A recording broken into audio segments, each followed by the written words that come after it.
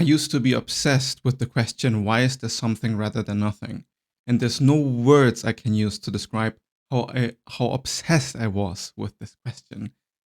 From the age of 13 to 20 years old, I'm 27 now, by the way, I was so obsessed. I couldn't stop reading philosophical books, philosophical literature, watching philosophical videos, thinking on my own, how is infinity possible? How is nothingness possible? And at the end of the day, it all was just about the sense of meaning. It was about feeling that I matter in some way, and that this isn't some giant accident. And I was certain there must be some answer, but whenever I reasoned myself towards the answer, I just found nothing underneath, and it was highly frustrating. And then when friends came to me and always said, chill out, dude, you just exist, it just is what it is, I was like, how can you accept this answer? This is the least satisfying answer possible. How can you not see the magic everywhere? And you just say, oh, well, it's just there, dude. Couldn't accept it, hated it, in fact. So through my age, I learned that there actually are some satisfying answers. And they require you to think in a way that is not intuitive. If you ask a child the question, why does there exist something rather than nothing? You can see like a spark of curiosity in most children. Like there's some sort of intuitive wonder about it. And then if you ask an adult, why does there exist something rather than nothing? You can see them like scoff at it. Like, what a stupid question. Like, why would you even concern yourself with such philosophically meaningless matters? But if you really engage with this question and you wonder, okay, what is nothing? Like, how could we conceptualize it? And then you start to kind of try to imagine it, and there's no real like way to make sense of it. I think this is a big hint for why this question causes so many wires to cross. If you wonder about the nature of nothingness, then you have to wonder, okay, does this even exist in the first place? How could we even qualify nothingness? Because nothingness would be something that has like no way to qualify it, because there would be nothing to compare it to. It would be a state where there is no space, there's no time, there are no properties and no rules, and there's not even absence. It cannot be completely white, because that would be the color white, and it cannot be completely black either, because then there would be an absence of white. So it's unfathomable that nothing could even exist in this way. And then the opposite would be, okay, well then everything has always existed since forever, and there was no start. And here you go into the typical watchmaker argument, right? When people try to argue for God, right? There must be a creator, because then if there's no creator, then how could everything exist out of nothing? And ignoring the fact that, well, God in your definition is then the thing that came out of nothing with no explanation. So you never solve the problem. You almost always come to a place where there must be something that is infinite, something that is eternal, not bound by causality, not bound by time and space, and something that simply is. And the thing about nothingness is that you can make sense of it the moment you start to put it in contrast with the idea of everything. Because if you draw a circle, for example, and then you say that within the circle there's absolutely everything, and outside of the circle there's nothing at all. So there's nothing outside of the circle. All that exists is what is inside the circle. Well, now by defining it this way, you basically destroyed the circle, because there is no outside the circle if you define that everything that exists is within it. And here we come to this neat little conclusion, and it's that everything and nothing is the same.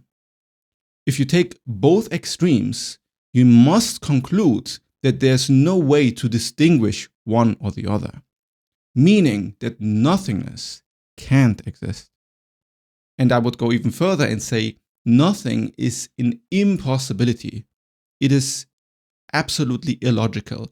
And you can actually know this, not just philosophize about this. And this is a very strong claim.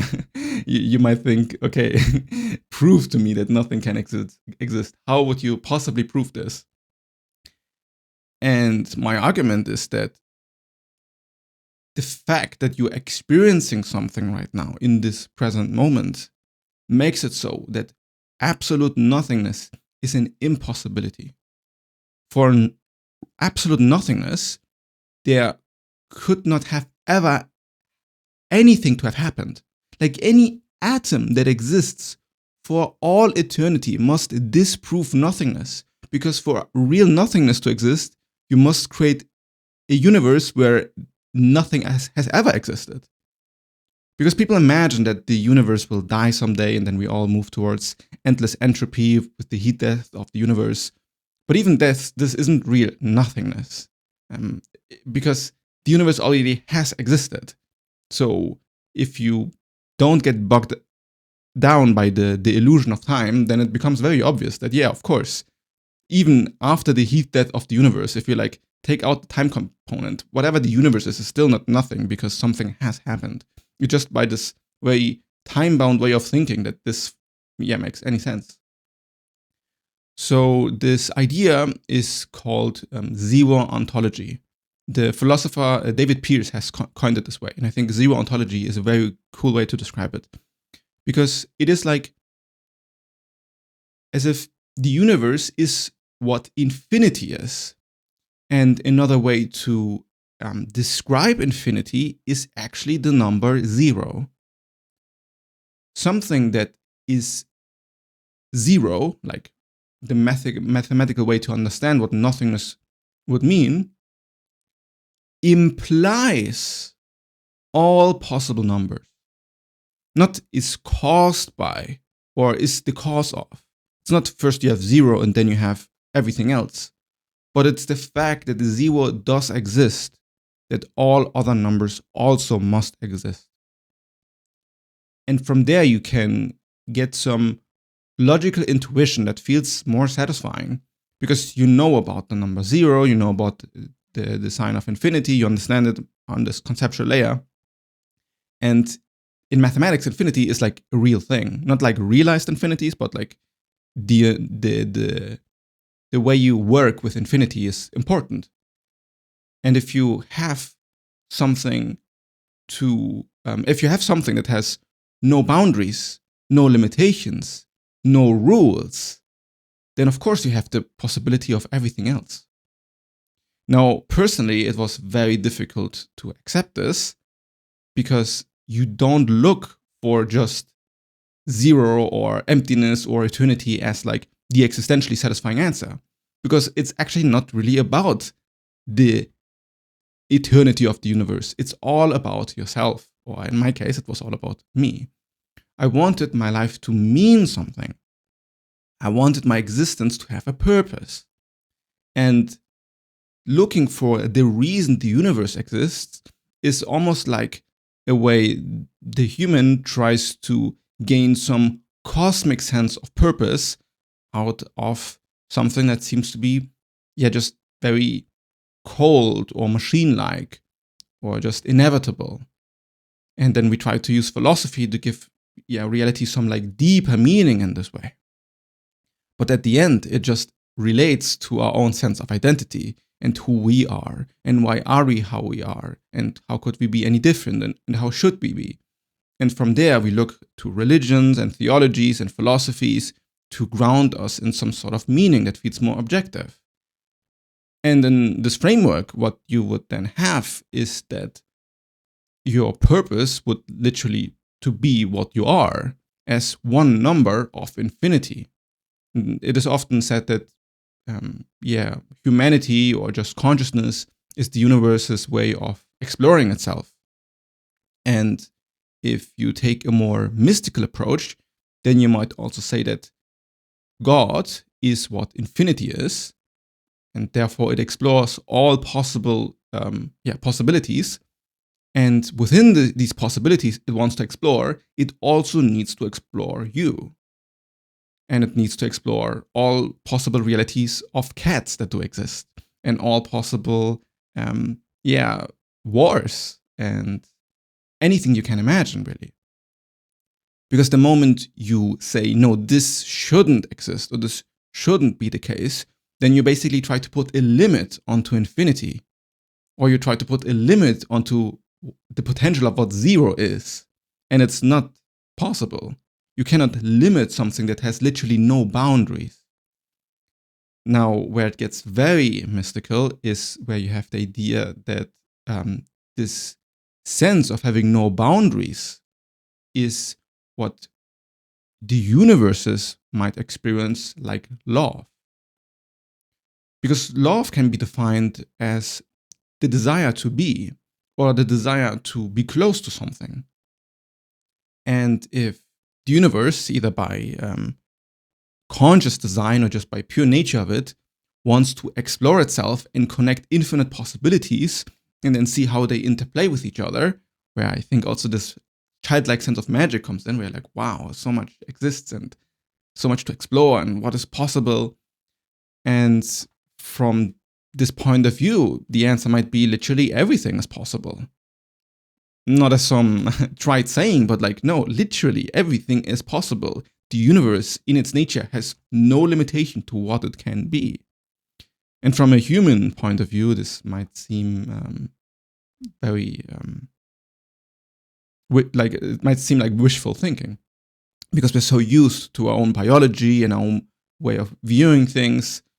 But at the end, it's just a very clear limitation to what reality is, right? Just you have a human body, so you have your human senses, but you don't know what the bat experience is like, or what the cat experience is like, or hell, what the grass experience is like. If you might put yourself into the mindset of being like a plant, which is absolutely unfathomable for us, but we do consider it a life form, and they do grow and seem to respond to stimuli from the environment. So there's no reason to believe that there is not something like to be a plant. But for most humans, this is very difficult to imagine, because it also confronts their own sense of meaning and purpose in almost like an offensive way. Like, if the blade of grass is as perfect as it is, then why the hell am I always looking for purpose and meaning in life, as if God himself needs to give it to me? But yeah, all of this at the end relates to your own personal relationship, to your identity and your ego, and how do you process and interact with the world. That's why the way I help with other people in these existential matters is by analyzing their sense of identity, and by detecting what actually is it in their mind that has built this resistance towards life, that doesn't understand how it works, that doesn't understand its own purpose, that feels this need to question reality existentially all the time. It isn't about reality that is causing you the sense of dissatisfaction or the sense of something is like inherently wrong, but it's how you have architectured your own identity in relationship to life. And yeah, this is why in my ego architecture audits, I'm pretty direct and stark with people and try to get to the ground of what is it that is causing this discomfort in their identity. And there are a lot of spiritual frameworks, and there are a lot of philosophical frameworks, and of course there's therapy, and everything has its time and place. But I found that it is very difficult to find someone who is both grounded in like a scientific understanding of reality, who has preserved their ability to be a rational thinker, while also taking the DMT realm seriously and wondering if consciousness is maybe the fundamental driver of all things. And it's really magical that with this framework, you do actually get satisfying answers to your existential questions, because you can logic your way into a system that is coherent, and you can also find within you everything that has been holding you back and that is resisting your sense of aliveness and acceptance with reality. So you have the cosmic layer, which is just these metaphysical or philosophical questions that want to be answered. Then you have the personal layer, which is just all of your traumas, your emotional blockages, your sense of looking for meaning or purpose in your life, your relationships. But they are not disconnected. They are intimately interconnected in your view of reality and even your view in metaphysics. We just usually like to project everything into metaphysics because we don't like to deal with our personal stuff.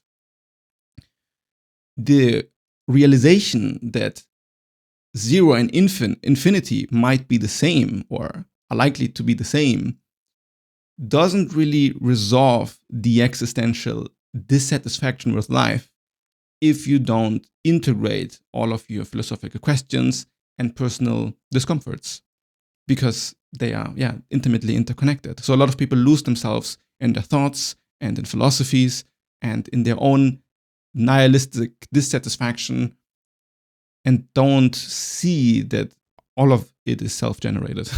It is happening within one's own mind.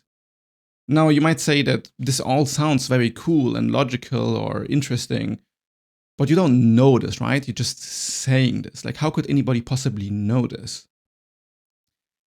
And here's where it gets quite incredible, but you can actually know this. When you talk about these ideas, then they are interesting philosophy because you're playing with words, you're playing with definitions, you're playing with how your mind conceptualizes infinity, existence, zero, your understanding of mathematics, all of this stuff. And it's fun, okay? And it might actually shift how you experience your own existence. But if you go a layer deeper and you introspect into what is actually going on within yourself, in your own self-nature, then you notice that this infinity that I'm talking about here, or that this zero that I'm talking about here, is immediately accessible to you. It is not an abstract idea. It is not something at the beginning of the Big Bang where all of it started to be. And it's not some weird future where everything becomes a singularity. What I'm saying is that the singularity is here right now, and you are the literal embodiment of it. You are the universe experiencing itself. It is not something that is happening out there. You are a number within infinity, and you are inevitable and intimately part of this entire process. And when you follow your own sense of experience to its ultimate end, and you remove all of these ego layers from the mind, you start to come in direct contact with reality and experience in a way that is absolutely undeniable. The zero nature of all of this is found within your own sense of identity. The sense of self is an illusion, and it creates this idea that you somehow a separate entity from reality. But this is not the case. You are reality itself. How could it be anywhere else?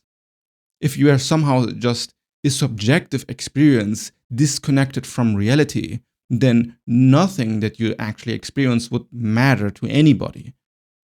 The pain that you sense when you hurt yourself, or the pleasure you experience when you connect with another person, the experience of love from petting your cat. All of these might look kind of like trite, or you can reduce them to atoms. But if you are honest with yourself and connect with the experience, these things are highly meaningful. And the sense of meaningfulness connects us with this idea of, something is going on here that connects also to this childhood wonder that says, this matters. It matters because it is not nothing. And there you have the duality of this weird amorphous selflessness of not having a clear identity that is like visible to you. Like if you look from inside out, there's no clear pointer where you can say, here am I. And if you look at the mirror, you can say, there am I, but it's also just your body. So there's no clear sense of self in this way. But then also you experience things for sure, right? So reality is real. You can call it all subjective, you can call it all an illusion, but it doesn't change the fact that you experience things. And from this interconnectivity, you have to do a kind of logical leap that at first is quite uncomfortable. Because I said before that this is coherent and logical, but it also deconstructs logic at the end of this process. Because the immediacy of your own experience, the immediacy of eternity, is not really logical. And this goes back to my last video about tautology, where at the end of it all, you just find something so complex and so gigantic and so interconnected that logic doesn't really describe it. There's something that spawns out of nothing. And it's not just a theory, because you have not decided to exist. The explanation that we are all just coming from evolution and there was the Big Bang, or if you want to believe in God or whatever, and it created you, you can have all of these stories in your head about why do you exist. But at the end, the fact is that you have not decided to be here and you just are here. So the idea that something came out of nothing is also congruent with your actual experience of life. It is what you're living every day. You have not decided to be here and you just spawned here from your point of view out of nothing. And now you can use science, you can use philosophy, you can use religion and spirituality to give neat little explanations to this and to feel more comfortable in some sort of narrative. But no matter if you are a human or a cat or a bat or a spider or a single blade of grass, it exists out of nothing. So if all possibilities must exist and the universe is what infinity is and you are part of said infinity, then there's no way you can't exist. You always must be something rather than nothing. And this brings us into very interesting questions about the nature of death, about the nature of transformation, and what does it actually mean for humanity? Are we all interconnected? Are we all one consciousness? I will dive into this deeper in my Substack, and I will make a more structured version of this video on my Substack as well. So see you there. And if you want to understand the nature of yourself better and find peace within all of this craziness, then watch this video next.